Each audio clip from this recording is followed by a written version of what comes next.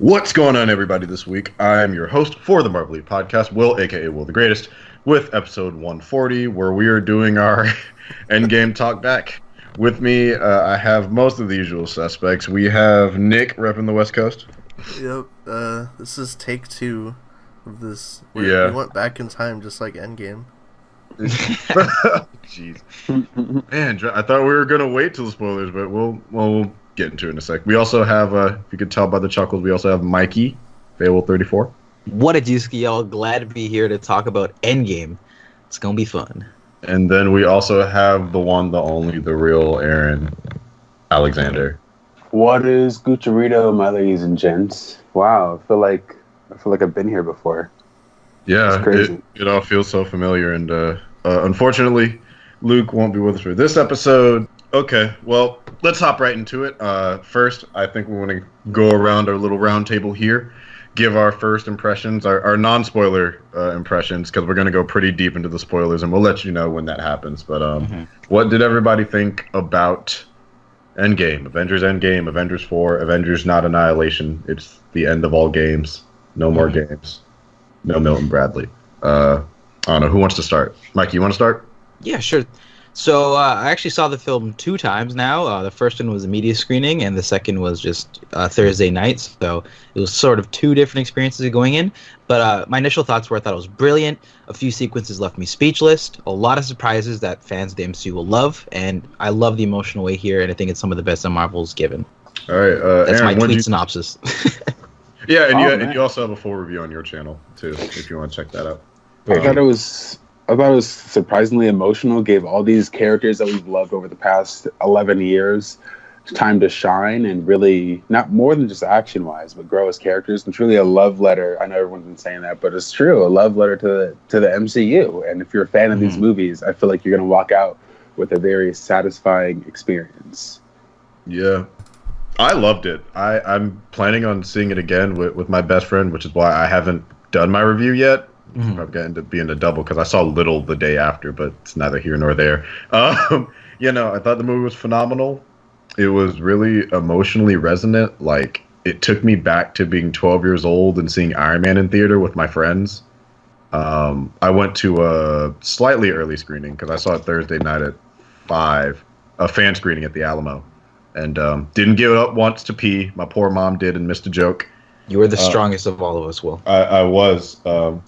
Got some exclusive glasses and coins and stuff like that. But no, the movie was just so... If Infinity War is like an event, superhero movie, this is an emotional superhero event movie. Like, they're different beasts. That was very much a Thanos film. This is very much a Avengers film. And I didn't expect the caliber of like acting, action, certain amounts of cinematography, some of the effects. Like, some of it was just so much to take in that I'm still processing it. But it was just a great time. I don't understand how people can have like that many negative reviews of it. I can understand like problems with it because no film is perfect, but I have no real complaints coming out of it. I love it. I can't wait to own it when I get that Phase 3 set. Yeah.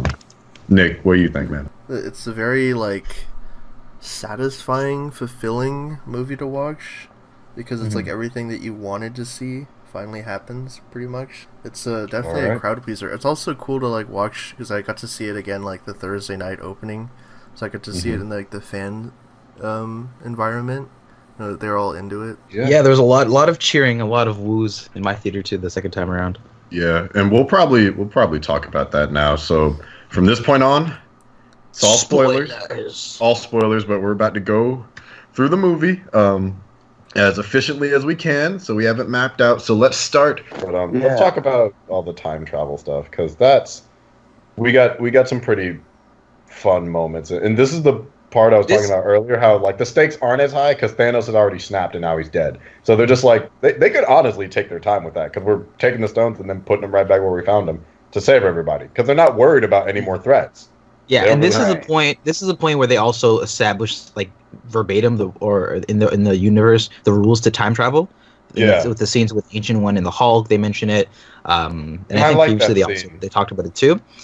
Because it unintentionally creates a a close to a time loop. So when they do the time travel stuff, in your guys' opinion, do they go to different? Because they can't go to the past. That's confirmed of their own timeline. Well, So they I got can. the impression they can. Yeah, they can. So that's the implication, is that they can, but with the evidence that you sent from that Reddit page, I'm starting to think differently, and it's weird to think about because I don't think many time travel movies have done branched timelines backwards. They've done it. They usually do it forwards, but no one's really done branched microverses in timelines in a backwards direction when going back in time.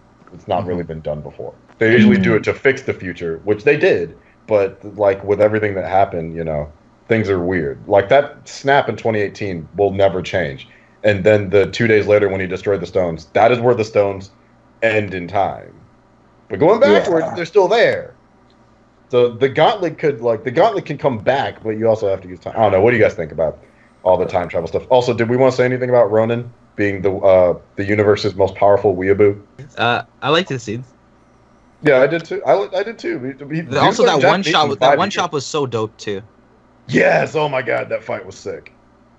Yeah, let's get a Ronin movie. Plus, I liked his suit. I thought his suit was really cool. I wish we got to see more of it. We never got to see the front, really, of the suit. No, we never get to see him with the mask on. Yeah. But, I don't know. Y'all have any, so... Yeah, I wanted to see more Ronin, though. Like, he should have been Ronin the whole movie.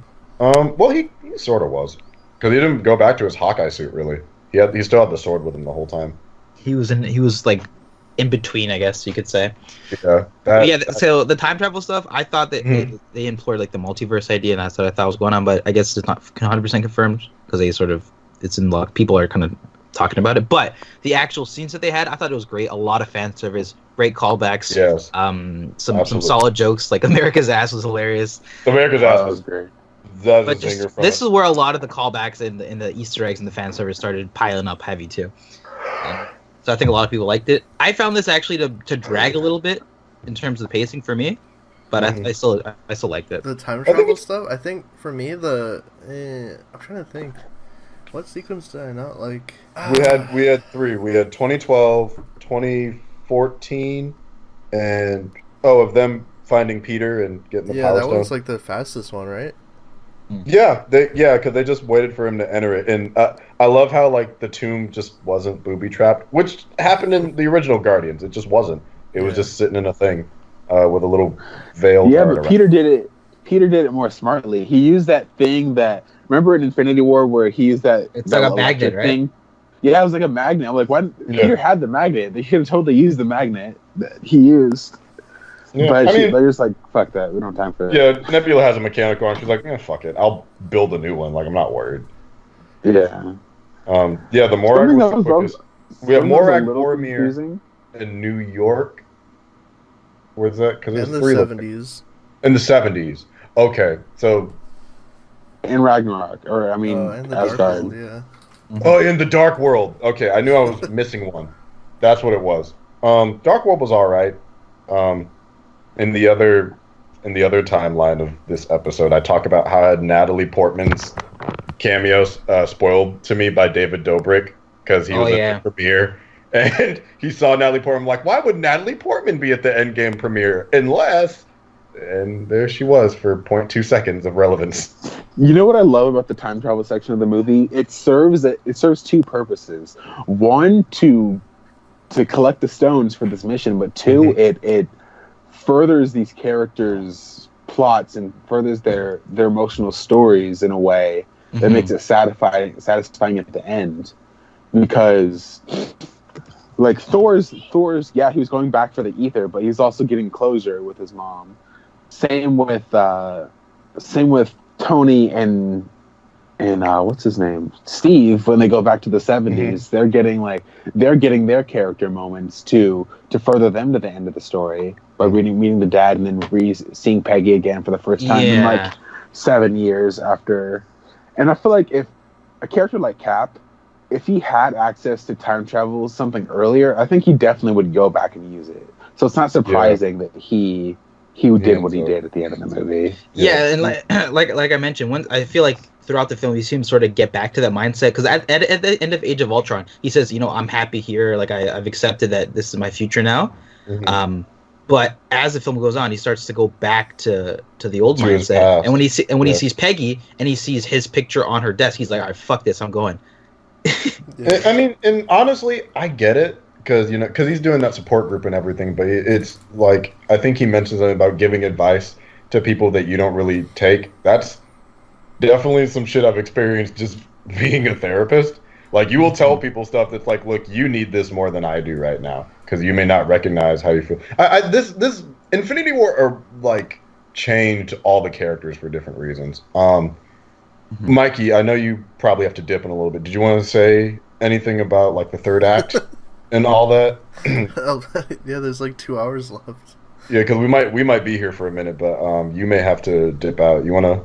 The third act. Yeah, just go off, bro. My jaw dropped. I actually thought Captain America was gonna die to Thanos. I was pretty convinced that that's what was gonna happen there, and he was gonna give a speech, but they actually went the completely different route where he survived. And when Sam says "on your left," I just was in complete shock. Like, my brain actually was in overload for 15 minutes. I couldn't understand what was going on. And once the portals came through and all the heroes, it was amazing. Avengers Assemble. I think Aaron can say this too. I think my pants were soiled. Give me more towels. I need it. Yeah, that's just my thoughts on that. And then the old man Cap stuff. I honestly think it's a multiverse situation. And when young Cap leaves, it's actually another Cap from the original universe who was in the MCU timeline the whole time, who was there. That's why he didn't pop in the past. But that's me. Yeah. And then Iron Man was very sad. Was there anything else? No, that's pretty much it. Did you have any questions about the movie, or any gripes or anything that you want to mention as well? I just think the humor timing stuff was some of my gripes. With the pacing occasionally too, but I had a great time. Great fan service. Great end of the universe. Okay, man. Dude, now we got Phase 4 and the Disney Plus shows. Yeah. So, and see, that's where the Disney Plus shows come into mind, right? Because Nick, I know you mentioned the streaming Vision wars wasn't are going to there. happen soon, right? The Vision show. So, like, how are they going to do a Loki show unless they follow what happened in that alternate reality when he leaves? Yeah, because there's a couple things that leave.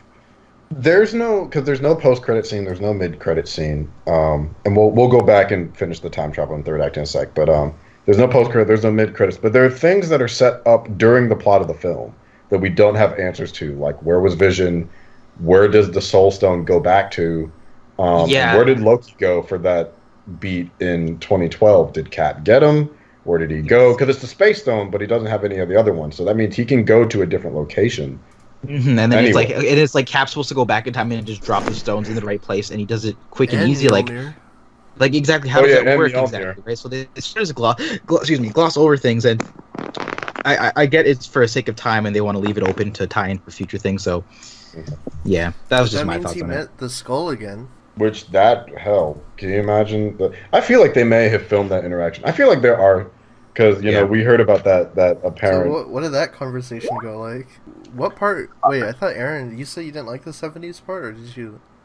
It's not that I didn't like the 70s part. It's just that when I first watched it, I was like, okay, this is cool to come back to the 70s, but what purpose does this serve that they have to go back when they could have gotten the Tesseract? They could have written them getting the Tesseract in 2012, and then I realized the purpose of them going back to the 70s was so that Steve could get his moment seeing Peggy as he remembered her. Yeah. Like seeing her that way for the first time since he won in the ice. And then Steve his name? Tony could get his moment with his dad. Yeah. Which they both got to have the closure they never got to have when they were young. Exactly. Which I thought was really brilliant on the that calls back to Iron Man 1. Remember when Tony first comes back from being captured, he says, I never got to say goodbye to Dad or whatever. Yeah. So he got his last hug from his dad as weird as what was it, Howard Potts? Yeah. I don't know. That whole third act sequence is some of the best I've ever seen. Yeah, I think Cap Mjolnir and flinging it around. There's some just Everything was on point. There's just some beautiful shots, just beautiful paintings in that last third act. Like that, just having Tony, Cap, and Thor walking up to Thanos, sitting there. I don't know what, just something about that image is so evocative and powerful to me. Also, like Thor had his because I think he slims up when he's full God mode. He had a little braid in his beard, which I thought was cool. And I think he had a bun too. Yeah, I think his hair was like styled back. Dude, I don't he was know. dual wielding Mjolnir and Stormbreaker, Which was some of the sickest shit. And then when Cap got the Mjolnir, oh my god, I lost it in the theater. Oh my god, that was the coolest thing. I was that like, was what? the glittiest shit. Dude, that was in the leaks. No, I actually didn't see that part of the leak. Yeah, I didn't watch the leak, so I'm so happy. I didn't watch leaks, but I think Nick, are you talking about the old leaks from like way last year? No, the footage leaks. Oh, I didn't watch the footage leaks. I know you and Luke saw it, but I didn't watch it because I wasn't gonna have anything spoiled for me for this movie. Yeah. Side of Natalie Portman. I don't know. That third act was just so good. So many beautiful shots. We had the Black Order returned, which did surprise me a little bit. I'm like, well, that makes sense because they're from 2014. Just everybody was on point, and even the little handoff of the gauntlet, which I think kind of was a light allusion to other things, like when Black Panther stole it and football ran and was power punching people. Give it to me. Give it to me. Took off, and I'm like, yeah, he's still fast. Still very, very fast. We need some NFL football music played over that. I was gonna say, yeah. I told my mom, damn, he was sprinting like O.J. Simpson, 1,000 yards. Yeah. He's taking it to the end zone. We had the little girl power moment. Yeah, what did you think about that A-Force thing, though? I liked it, with Peter being surrounded by all his powerful She's super like, moms. she's not alone or something. Scarlet Witch going ham. I like the little A-Force team. Scarlet Witch went ham. She did. She did. He's like, rain fire, but sir, our troops, do it. And then he's about to lose. He's about to do that. He was about to die, and he almost died a couple times. Which also, Thanos was pretty beefy. Like we kind of underestimated him in the past in general because he took on Thor with 2 hammers, Cap, and a fully decked out Tony, all by himself initially. Like that was before he called in the troops. He was just holding his own with his little double-bladed glaive for a hot minute. He's like Darth Maul. He's like spinning it around. Yeah, I honestly think that the war could have just been won by Scarlet Witch and Captain Marvel. Just those two alone could have taken everybody. They probably could have had he not had the army. If it was just him, they could have probably taken it together. Because you know what I realized watching that movie? They're the only 2 heroes that were made directly from the stones. Because Scarlet Witch was made from the Mind Stone, and she was made from the Space Stone. No, Marvel wasn't. But he's dead, so he doesn't count. Yeah, Captain Marvel wasn't made from the Space Stone. She's made from the engine, which was powered by the Tesseract. It was powered by the Tesseract. God damn it, that's so stupid. Hey, I'm sorry. I was hoping Quicksilver. I never realized that. Yeah, I thought so too. I was hoping so, but I guess you can only bring back people that have been snapped. I don't know. I kind of want them to retcon. Imagine if we saw Quicksilver at that portal scene. Holy shit! I was waiting for him to like speed by. I'm like, that would have been. See that coming? Captain Marvel with her short hair when she talked to Peter.